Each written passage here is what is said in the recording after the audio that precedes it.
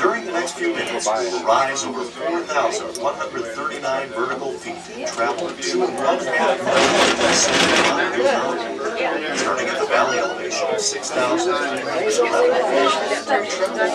Is my face training? Lodgepole pine, and a variety of colorful seasonal wildflowers. Along the way, moose, mule deer, black bear, and many smaller animals are often seen.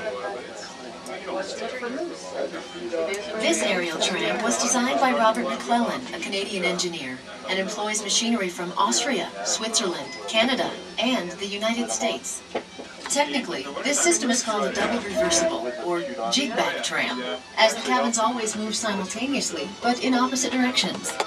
The system is powered by a 1,000 horsepower direct current electric motor and utilizes over 15 miles of steel cable, 5 structural steel towers, 175 wheels of various sizes, 4 independent braking systems, and computerized electronics and weather instrumentation.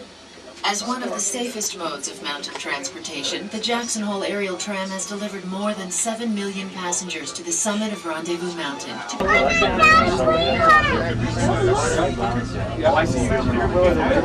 the group, there's 4 that are together right now. We had two groups of 4. There's 1 or 2 others around, but we all start together, and then as we get. Ski run here at Jackson Hole Mountain Resort. It's Corbin's Couloir. It's off to my side of the car here now.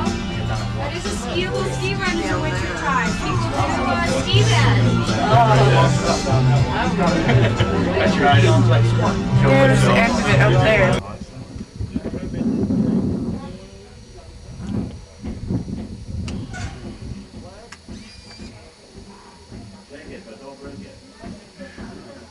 Take it.